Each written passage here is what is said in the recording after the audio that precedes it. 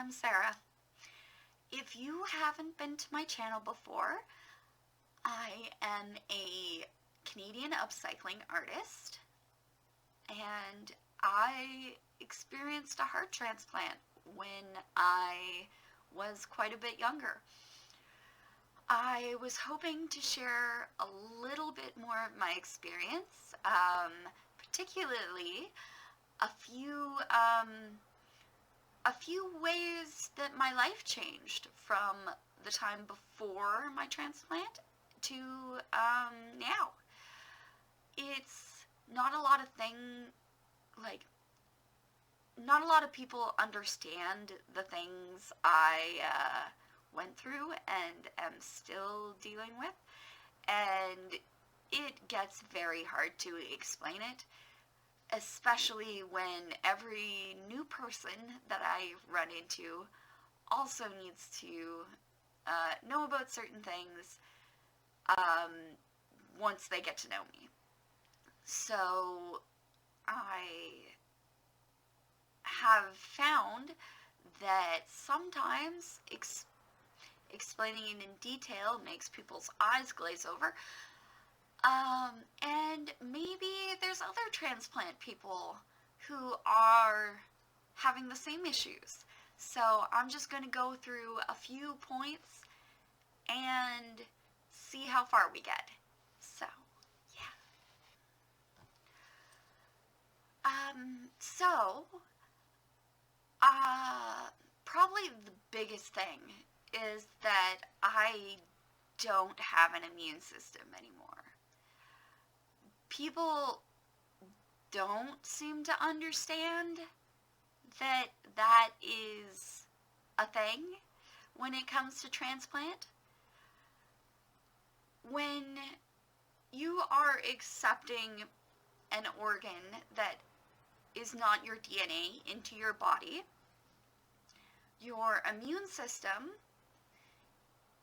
which is normally trained to go after viruses and bacteria, it thinks that this new DNA that is contained in the organ that you need to live, your immune system thinks it's a virus. So suddenly your immune system is trying to attack the new organ.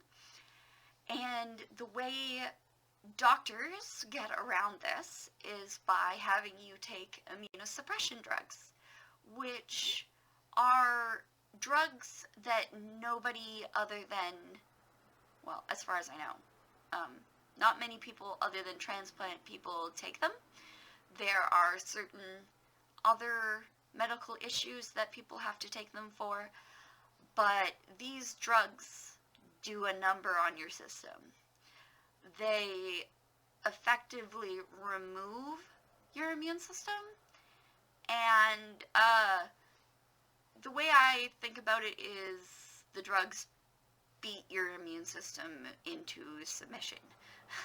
So when your immune system is gone, even a cold or a sinus infection or an earache can really mess you up.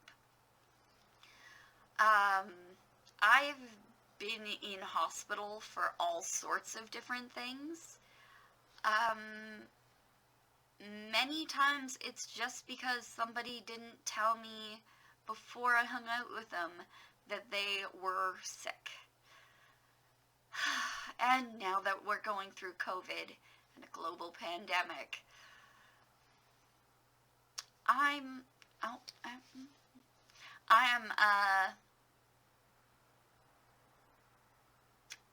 stuck at home and quarantined due to that lack of immune system. I don't know when I'll get out of here. So the part where people don't get it, like they don't connect the fact that a person doesn't have an immune system to the fact that they can't do certain things. I have run into people who don't even consider that sharing a straw or drink can pass germs, and have expected me to drink from the same cup. Sometimes literally, sometimes metaphorically. Yeah. So, and then there are others who think, oh, well, okay, you don't have an immune system. You need to get that immune system back. So take echinacea, take your vitamin C. You gotta get healthier, girl. And that's not what's going on. I don't need my immune system back.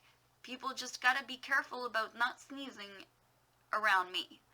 So, if I do get my immune system back, then my organ rejects and I die. So, no, I'm not gonna take echinacea. No, I'm not gonna do anything to try to boost my immune system, because for healthy people, that's one thing. For me, that's messing with the very delicate balance that is my organ transplant. An unexpected benefit of the immunosuppression drugs, and by no means should people consider taking the drugs just for this. The only people who should be taking it are with medical conditions. Your hair changes. I've heard from a few different transplant survivors now that their hair did what my hair did, and it went from thin to super thick. And some people who used to have straight hair, like mine used to be, now have curly hair. And it's strange. Nobody knows why, but it happens. And I'm okay with it. I like curly hair. I really didn't enjoy having straight, thin hair in high school. And now I got hair I actually kind of like. So, very, very minimal benefit in association with the drugs I was talking about, like unexpected benefit. So, yeah. And unfortunately, people keep asking me how they can get their hair like mine, and I don't. The times I've told them the truth of what happened, they're like, oh, I should take that pill. And I'm like, maybe you shouldn't make jokes? Anyways, so I'm happy to have the hair I have, and it is actually because of my transplant. So, there are unfortunate consequences that come with being on a lot of drugs, like I talked about before. And things that go along with transplant that sometimes make you feel self-conscious. Many of us, if not all of us, need to be put on steroids. Very, very high doses of steroids, like prednisone, when we are going on our new drug regimen and getting our transplant. The way the doctors explained it to me is steroids, certain types of steroids, help give your system a bit of a boost. And you need that when you're going through heavy situations like having an organ replaced. It's a lot, and sometimes those drugs will have bad effects that outweigh, well, I mean, not completely outweigh because you're alive, it's good enough, but change things that can make a person feel more self-conscious. Exhibit A, my face. It is something that the doctors and patients alike call prednisone moon face. I used to have a nice jawline. Now, even though I'm on a tiny dose of these steroids, I have cheeks. I have round cheeks that I can't get rid of. And no matter how skinny I get, no matter how many diets I go on, no matter how many times people say, oh, you should work out more, maybe your face won't be so round, nothing is going to change, because this cannot be affected by anything other than stopping that pill. And if I stop that pill, it's back again to the hospital because my organ will reject. It stings a bit when people say things like that, and most often it's coming from a family member.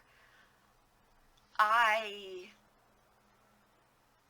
have told people and tried to explain, and they'll tell me to go off the pills. And when I tell them that I can't, they're like, oh,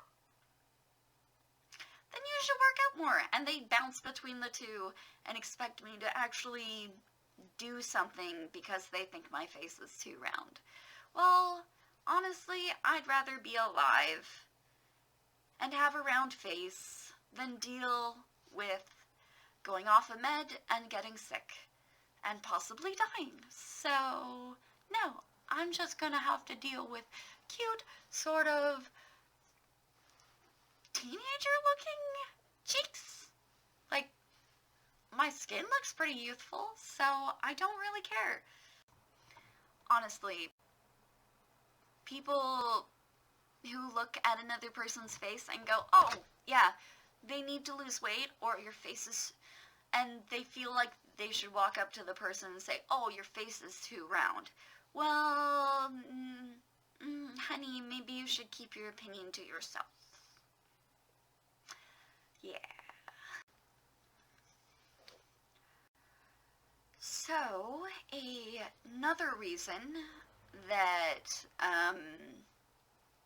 people don't quite get me anymore is that I am very in tune with how my body works.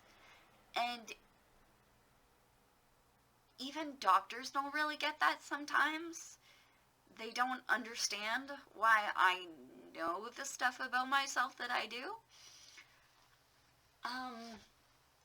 So, when you've gone through surgeries and had to recover from multiple injuries, sometimes it makes you more in tune with those parts of your bodies, or your body, and at this point, I'm a wreck, and every part of my body has been injured or been sick in some way, and now, when there is something wrong, I know.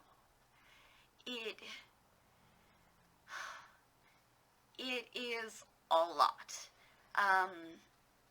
Employers don't believe me when I tell them I'm sick and I need to go, because one, my pain tolerance is way up there, and what would be putting somebody else on the ground, I keep trucking along.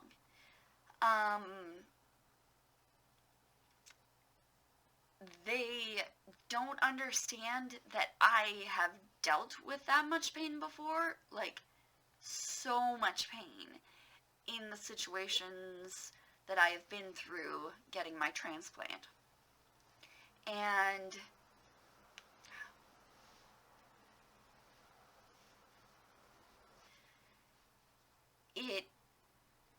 it is a lot to take on, and it is really hard on a person's mental health to be questioned, like to get those questions and be questioned every time they're not feeling good. And, you know, it's hard to explain to healthy people why I'm different. When somebody is telling you that they are not doing well, just accept it and don't question what they are feeling in their body. Their body is not your body. You don't know what they're going through. So I think this is probably going to be the last point I get into for this video. When somebody has gone through something crazy like a transplant, every day afterwards is going to feel like it might be the last. When I got that close to death, and it was very close to death, I was a teenager, and it can be a lot for a young person to come to terms with.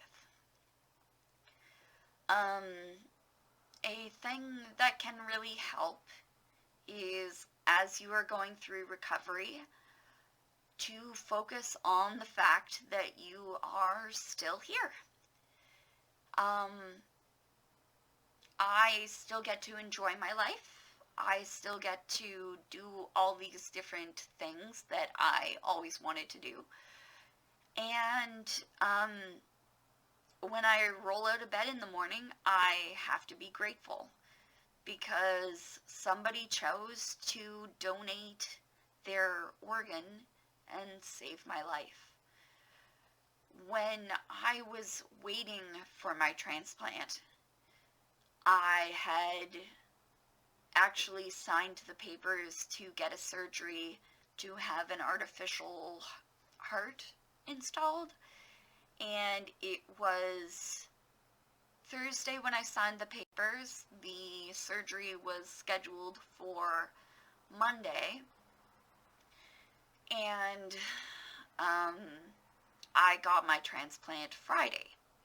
Well, Friday, Saturday, it went over, well, from 10 o'clock to 3 a.m.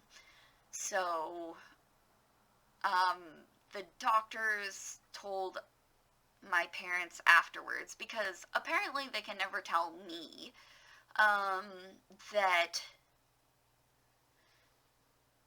had I waited for that artificial heart surgery, I probably would have died on Sunday.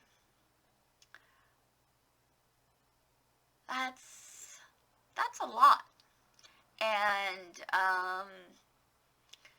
you know, I'm not a particularly religious person, but I'm blessed to be here. And I'm gonna make the most of it. So, yeah.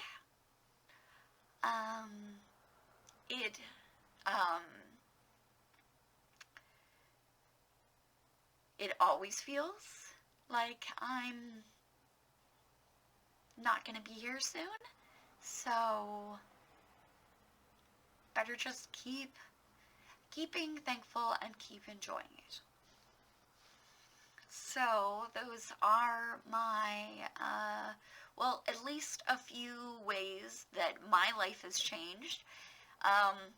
couple for the better, couple, low points. But, you know, maybe this helps some people come to a better understanding of um, maybe their loved one's situation, or maybe they just wanted to know more about what transplant people go through. I don't know. But I'm going to leave it here today. This was my experience, at least a little bit of it, and yeah, I'm happy to share. Um, if you want to leave any questions in the comments, I'd love to try to answer them. Have a great day, guys. Bye.